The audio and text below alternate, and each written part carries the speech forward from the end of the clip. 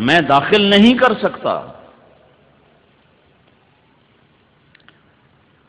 دعوت ہے جس میں وسعت ہے سمندر کی طرح، جس میں اٹھان ہے بادلوں کی طرح، جس میں فیضان ہے بارش کے قطروں کی طرح، جو طلبگار پہ بھی برستا ہے، بے طلب پہ بھی برستا ہے۔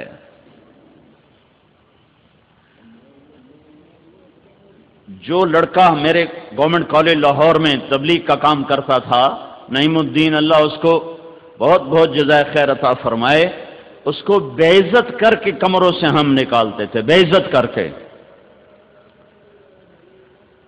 دھکے دے کر، خود میں نے یوں دھکا دے کے اسے کمرے سے نکالا۔ میں قربان جاؤں اس کے ظرف پر کہ وہ پھر بھی ملنے آ جاتا تھا اور پھر دعوت دیتا تھا۔ کوئی مولوی یہ کر سکتا ہے؟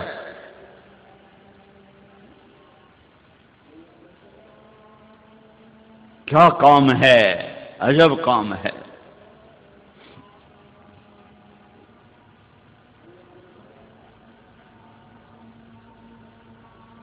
کہ سبحان اللہ، کہ گالیاں دینے والے کے بھی پیچھے جاؤ، دھکے دینے والے کے بھی پیچھے جاؤ۔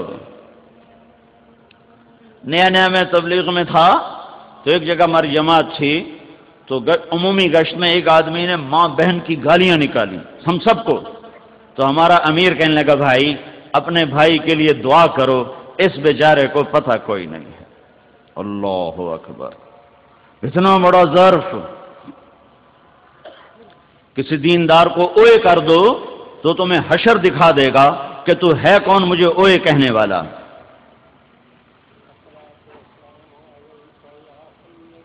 تو میرے بھائیو، 11 تاریخ کو یہ ذمہ داری امت کی طرف منتقل ہوئی ہے، بڑے تجھ کو احتشام کے ساتھ، بڑی آن بان کے ساتھ، بڑی ٹھاٹ باٹ کے ساتھ، اور سامنے صدیق بھی ہے، اور سامنے وہ بھی ہے جس نے آج اللہ کے نبی کو دیکھا ہے اور اس کے بعد ساری زندگی پلٹ کے نہیں دیکھا۔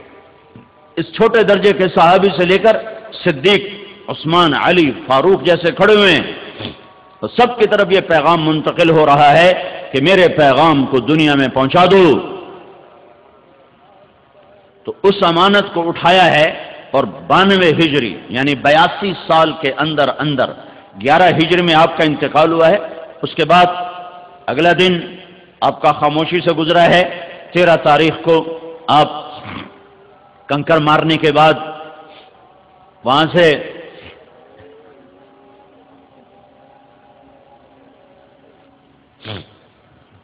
رات آپ نے وادی ابتا میں آ کے قیام کیا ہے، اور تہجد کی نماز کے وقت آپ نے جا کر طواف زیارت فرمایا ہے، اور پھر فجر کی نماز آپ نے حرم میں ادا فرمائی ہے، اور سورہ والطور کی تلاوت فرمائی ہے، اور 14 کی صبح کو آپ مکہ سے نکلے ہیں۔ 8 دن کے بعد آپ مدینہ پہنچے ہیں، اور اس کے بعد 12 ربیع الاول کو آپ دنیا سے تشریف لے جاتے ہیں۔ 29 ربیع الاول کو 29 صفر، محرم صفر، یہ مہینہ 29 کا تھا۔ آپ کو عصر کی نماز کے بعد جنت البقیع سے واپسی پر ایک جنازے کی شرکت میں آپ کو سر درد ہوتا ہے، گھر پہنچتے پہنچتے وہ بخار میں تبدیل ہو جاتا ہے، اور 12 ربیع الاول کو آپ دنیا سے تشریف لے جاتے ہیں۔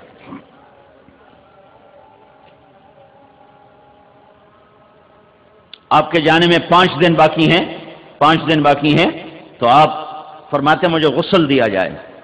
آپ کو غسل دیا گیا 7 کنوؤں کے پانی سے۔ اس کے بعد آپ نے پگڑی کو پٹی کی طرح باندھا، کس کے، سر میں درد تھا، اور علی و عباس کے کندھوں پہ ہاتھ رکھ کر آپ ممبر پہ تشریف فرما ہوئے، مسجد بھری ہوئی ہے۔ آپ نے فرمایا لوگو، میں ایک زمانہ تم میں گزار کے جا رہا ہوں، میں نے کسی کا حق مارا ہو، میں نے کسی کو تھپڑ مارا ہو، میں نے کسی کو بے عزت کیا ہو، تو یہ میں حاضر ہوں، مجھ سے بدلہ لے لو۔ آخرت میں میرے خلاف دعویٰ نہ کرنا، یہاں میں حاضر ہوں، میرا مال، میری جان، میری آبرو، یہاں بدلہ لینا تو لے لو، آخرت میں میرے خلاف دعویٰ نہ کرنا۔ تو صحابہ مسجد میں چیخ چنگاڑا مچ گیا، لیکن آپ یہ مسلسل مطالبہ فرماتے رہے، اور ادھر سے مسلسل آہ و بکا کی آواز تھی پھر آپ ممبر سے اترے، آپ نے ظہر کی نماز پڑھائی اور ممبر پر بیٹھ کر پھر آپ نے اپنے بات کو دہرایا کہ میں حاضر ہوں، مجھ سے بدلہ لینا ہے لے لو، کوئی مطالبہ ہے تو کر لو۔ تو ایک صحابی کھڑے ہوئے، یا رسول اللہ آپ نے میرے 3 روپے دینے، 3 روپے۔ تو آپ نے فرمایا کس بات کے دینے ہوں گے، پر کس بات کے ہیں؟ تو اس نے عرض کی یا رسول اللہ ایک سائل آیا تھا تو آپ کے پاس تھے نہیں، تو آپ نے مجھے فرمایا تھا تو آپ کی جگہ میں نے دیے تھے۔ کہا ہاں ہاں ہاں ٹھیک ہے۔ پھر آپ نے کہا فضل عباس کے بیٹے بڑے، فضل میرا قرضہ تمہارے ذمہ ہے۔ کہا یا رسول اللہ میرے ذمہ ہے۔ اس کے بعد آپ تشریف لے گئے ہیں اور آپ نماز کے لیے آ رہے ہیں۔ جمعرات کو عشاء کی نماز کے لیے آپ اٹھے اور پوچھا نماز ہو گئی؟ کہا جی آپ کا انتظار ہے۔ آپ اٹھنے لگے تو غش کھا کے گر گئے۔ پھر تھوڑی دیر بعد ہوش آیا تو آپ نے فرمایا نماز ہو گئی؟ کہا یا رسول اللہ آپ کا انتظار ہے۔ پھر آپ اٹھنے لگے، پھر غش آ گیا، پھر بستر پر گر گئے، پھر تیسری دفعہ اٹھے، پھر فرمایا نماز ہو گئی؟ کہ نہیں یا رسول اللہ آپ کا انتظار ہے۔ تو پھر آپ نے فرمایا ابو بکر سے کہو کہ وہ نماز پڑھائے۔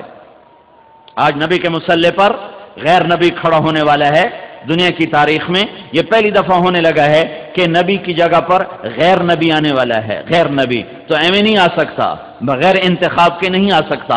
تو ابو بکر پچھلی صفوں میں تھے، عمر پہلی صف میں تھے، تو لوگوں نے یوں سمجھا کہ نماز پڑھانی ہے، انہوں نے عمر رضی اللہ عنہ کو مصلی پہ کھڑا کر دیا۔ تو عمر رضی اللہ عنہ کی اللہ اکبر، تو اللہ کے نبی چارپائی پہ لیٹے اٹھ کے بیٹھ گئے اور اندر سے زور سے پکارا عمر کو پیچھے کرو اور ابو بکر کو آگے کرو۔ اب اللہ الا ان یکون ابا بکر، میرے رب نے کہا ہے میرے مصلی پر ابو بکر کے سوا کوئی نہیں کھڑا ہو سکتا۔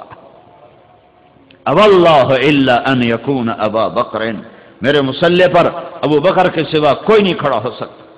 تو عمر کو نماز چھڑوا کے پیچھے کیا گیا اور ابو بکر صدیق کو آگے کیا گیا۔